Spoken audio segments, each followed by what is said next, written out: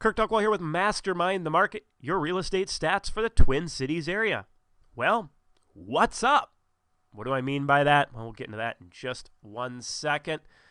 But first, make sure you click on that subscribe button, like and share this video as well. We know that knowledge is power, and the more knowledge you have about our Twin Cities real estate market, the more that you can leverage that to your advantage.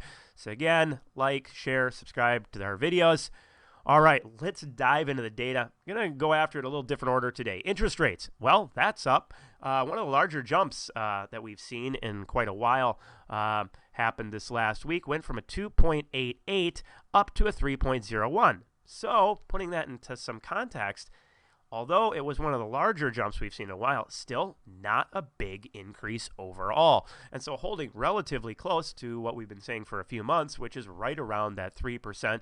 And early trends coming in today are looking like, based on the bond market, that interest rates might start falling back. So this is looking back a whole week, and we can see the bond market is starting to taper off a little bit. So that will probably bring interest rates down as well. Okay.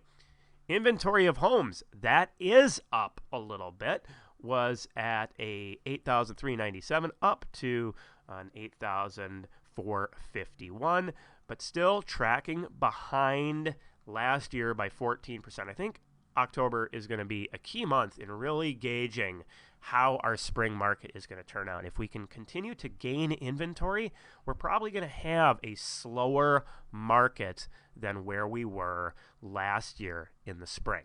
But still expecting a decent market. We'll talk about that in a second. Pending sales did jump up as well a bit. Was at a 1310 up to a 1377. New listings, though, tracking down a little bit. So that was at a 1777 down to a 1556. All right. So how is this affecting the marketplace out there as far as pricing trends, everything that's going on? Well, prices have started to peel back a little bit as inventory has gone up, as showing activity has gone down. Yeah, the median sale price fell back. Was stable there for a few months at 350, now down to a 342. But we knew this was going to happen. When we look at our market meter, we can see here, we basically started to see the market slow down in early June from its peaks.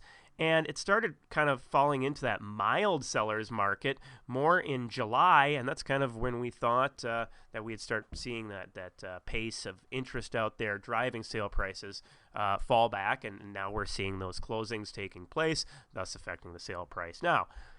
So, interesting thing though, another part that is up is the showings per week per listing. So this was a little bit of a surprise. I expected it to continue to slow down, but we had a jump up actually. So it was at a 3.74, and this is the average number of showings that are happening on an average listing in the Minneapolis-St. Paul area. Was at a 3.74 for that 1 week period of time, jumped up to a 4.1.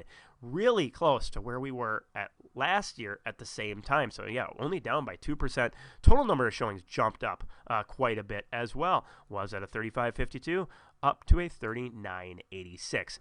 So really kind of, like I said, October is going to be a key month in where things go. If this higher activity continues, that could put some serious stress on the market in the spring. However, I do personally think, based on the data that I'm seeing, that this trend will not continue of the higher activity, and we'll get that slower slowing that I've discussed in the past. So where's the market meter with all this? Well, yeah, it jumped up. It was at that 6, which I mentioned last week, is that just hit that stable market range, and now it's back into that seller's market range, 6.21.